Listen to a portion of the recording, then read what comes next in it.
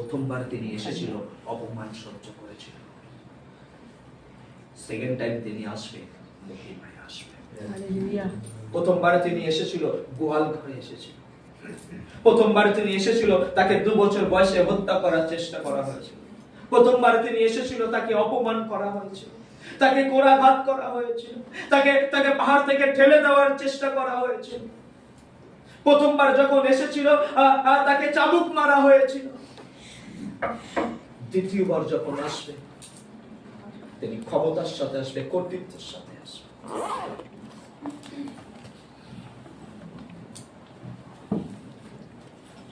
ত্রাণকর্তার প্রথম আগমন ছিল অপমান অসম্মানে, কিন্তু তার দ্বিতীয় আগমন হবে মহিমায় পূর্ণ। হালেলুয়া। ঈশ্বরকে আমরা ধন্যবাদ করি, ঈশ্বরের আমরা গৌরব করি। আমার সব উল্টো পাল্টা হয়ে আছে। দ্বিতীয় আগমন খ্রিস্ট আমার প্রিয় দুভাবে হবে।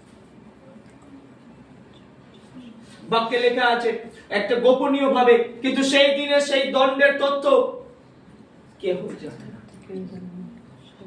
প্রকাশিত বাক্যে বলছে সেই আগমন যখন হবে সর্বজন সম্মুখে হবে, দেখো তিনি মেঘ সহকারে আসিতেছেন, আর প্রত্যেক চক্ষু তাহাকে দেখিবে। ঈশ্বরকে ধন্যবাদ দিন, আমি তার প্রথম আগমন দেখিনি। কেউ দেখেছেন নাকি? যিশু জন্মগ্রহণ করেছেন জেরুজালেমে, প্যালেস্টাইনে, কেউ দেখেছেন না? ঈশ্বরকে ধন্যবাদ দিন, দ্বিতীয় আগমন আমরা দেখতে পাবো। বাইবেল বলছে প্রত্যেক চক্ষু মানে আমার চক্ষু, আমার প্রত্যেকের চক্ষু মানে আমারও সর্বজন সম্মুখে তিনি আসবেন খ্রিস্ট আমার প্রিয়। যেন আমরা প্রস্তুত হতে পারি, যেন আমরা প্রস্তুত হতে পারি খ্রিস্ট আমার প্রিয়।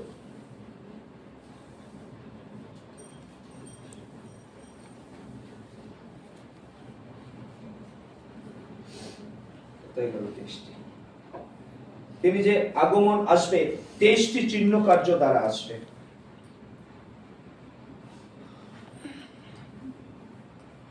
আগমনের যে চিহ্ন কার্য আসবে তার 23টি চিহ্ন কার্য আমরা লক্ষ্য পাবো।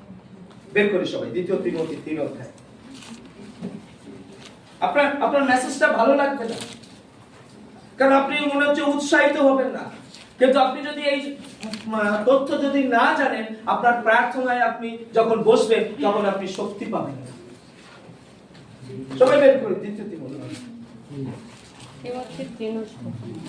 3 অধ্যায়।